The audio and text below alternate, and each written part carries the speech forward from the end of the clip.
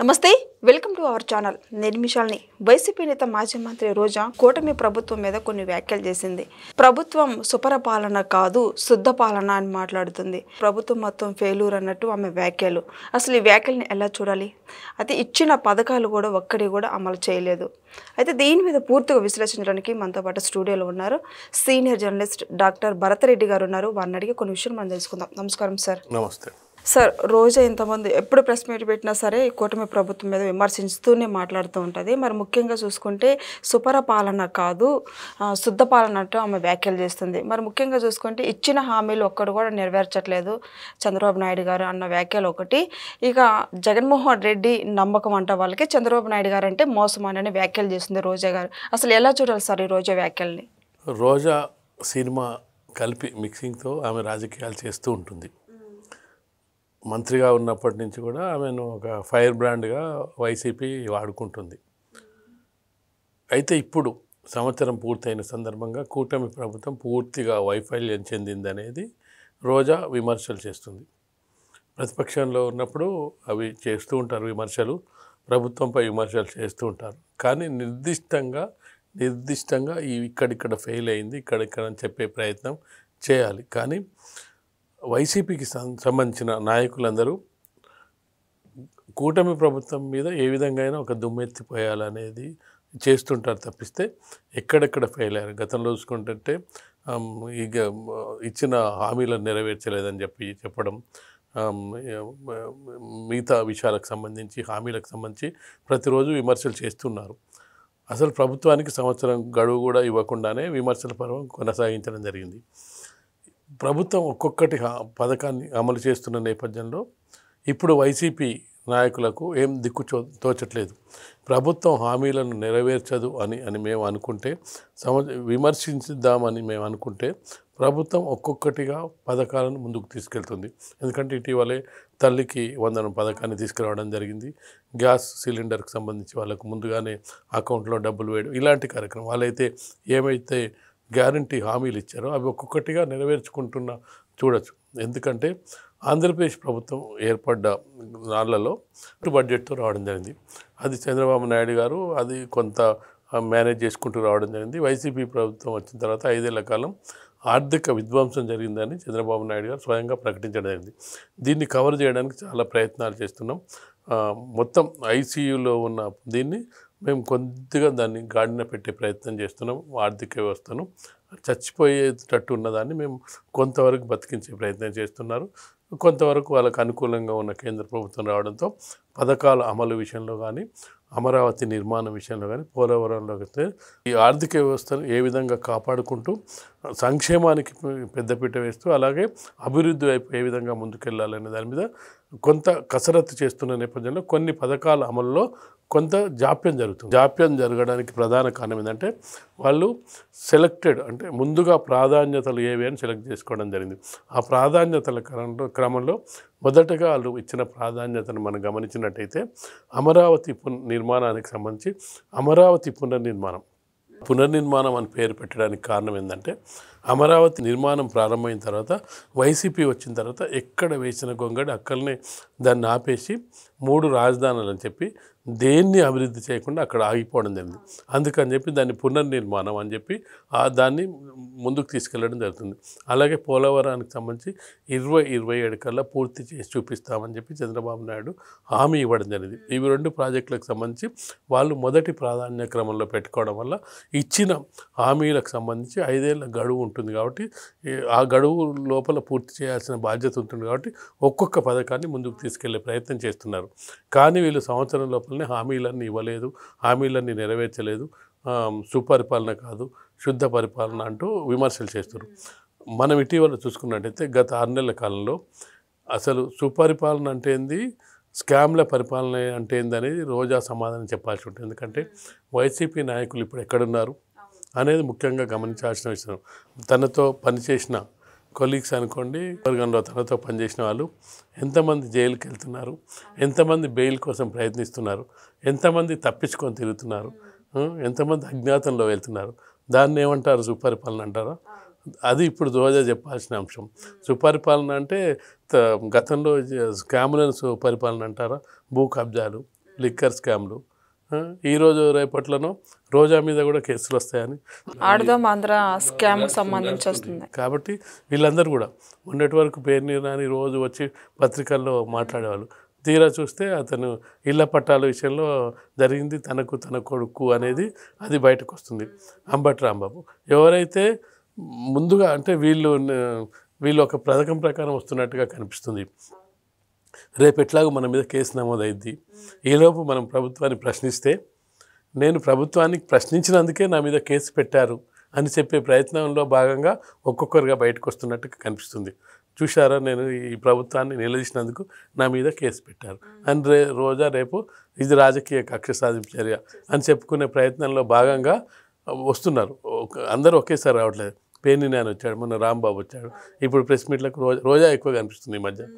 తను రేపు ఏమైనా కేసు బుక్ అయితే ఏదన్నా పోలీసులు కేసు పెడితే దీన్ని సాకుగా ఏం చూపిస్తుందంటే నేను ప్రభుత్వాన్ని ప్రశ్నించిన, ప్రజా సమస్యలపై పోరాడుతున్నా, ప్రభుత్వాన్ని నిలదీసినందుకు కక్ష సాధింపు, రాజకీయ కక్ష సాధింపులో భాగంగా నా మీద కేసు పెట్టారు అని రేపు స్టేట్మెంట్ ఇచ్చే అవకాశం ఉంటుంది. కాబట్టి సుపరిపాలన అంటే ఏంది, అసలు పరిపాలన అంటే ఏంది తెలుసుకోవాల్సిన అవసరం రోజాకు ఉంది. రోజా 2.5 ఏళ్ళు మాత్రమే మంత్రిగా పనిచేయడం జరిగింది.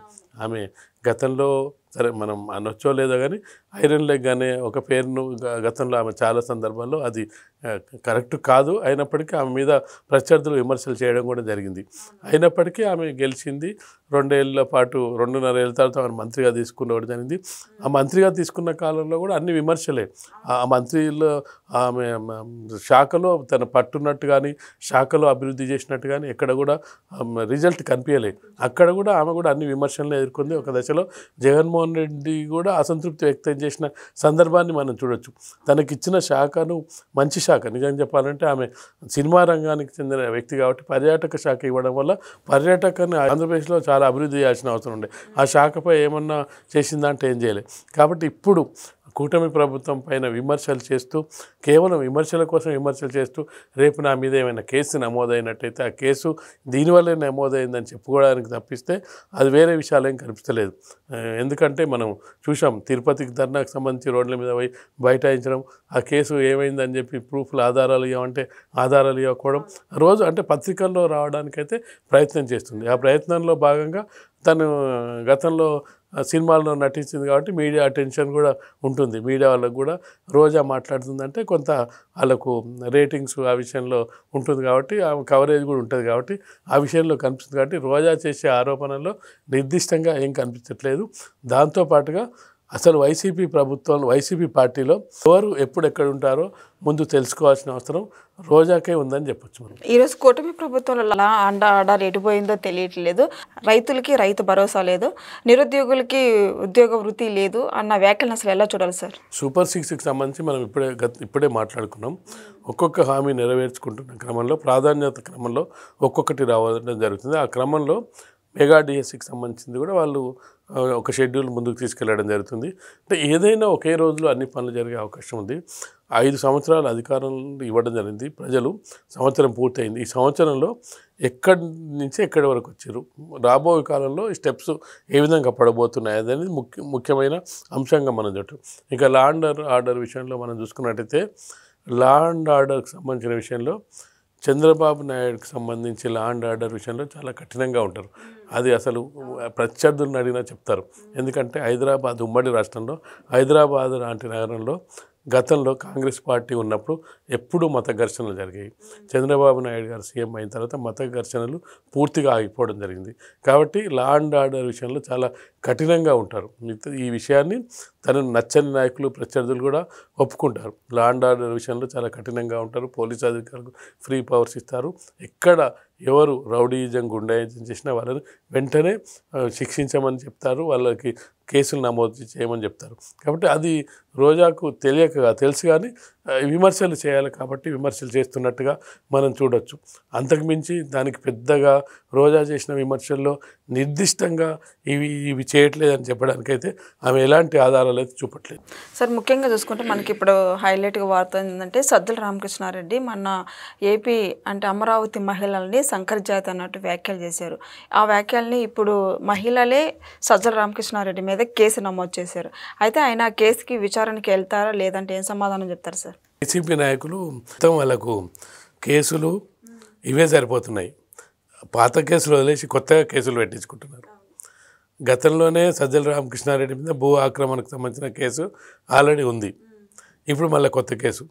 అసలు ఆంధ్రప్రదేశ్కి సంబంధించిన అసలు రోజా సమాధానం చెప్పాలి.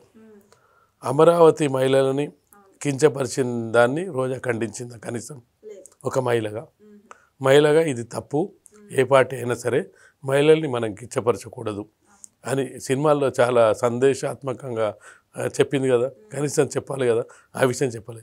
ఇప్పుడు శంకర జాతి అని చెప్పి తన పార్టీ నెంబర్ 2 స్థానంలో ఉన్న వ్యక్తి దాన్నైనా కనీసం ఖండించడం లేకపోతే ఇది తప్పని చెప్పాలి కదా. ఇప్పుడు ఇప్పుడు కేసులు పెట్టినప్పుడు కేసులు ఎదుర్కోవాలి. కేసులు ఎదుర్కొన్న తర్వాత వాళ్ళు అటెండ్ కాకపోతే ఖచ్చితంగా కూడా వాళ్ళ మీద వారెంట్ ఇష్యూ చేసే అవకాశం ఉంటుంది.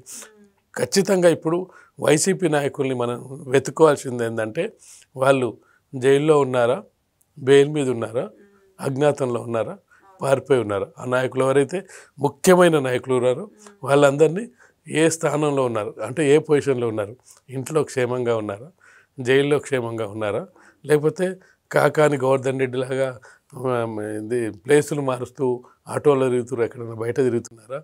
అసలు వాళ్ళకి ముందు తెలుస్తుంది ఈ కేసు నన్ను అరెస్ట్ చేయబోతున్నారు, మనం ముందే బెయిల్కి అప్లై చేసుకోవాలి. పోలీసు వాళ్ళు రాకముందే ఫస్ట్ వీళ్ళు వెళ్ళి బెయిల్కి అప్లై చేసుకుంటున్నారు. ఆ పోలీసులు అసలు ఏం క్వశ్చన్ ఇస్తారు, ఆ దర్యాప్తు సంస్థ ఏం దర్యాప్తు చేస్తారు, అసలు అరెస్ట్ చేస్తారా లేదా తెలియకముందే వీళ్ళు ముందు అయితే ఫస్ట్ అయితే బెయిల్కి అప్లై చేసుకుంటున్నారు. అందుకే కోర్టు చెప్పింది అసలు మీరు వాళ్ళు ఏమడుతారో క్వశ్చన్స్ మీరు ముందు సమాధానం చెప్పండి, మిమ్మల్ని అరెస్ట్ చేస్తే తర్వాత బెయిలు, అరెస్టు వారెంట్ ఇస్తే బెయిలు, మీరు ముందే ఎందుకు వస్తున్నారని చెప్పి వైసీపీ నాయకులకు హైకోర్టు సూచన కూడా చేయడం జరిగింది.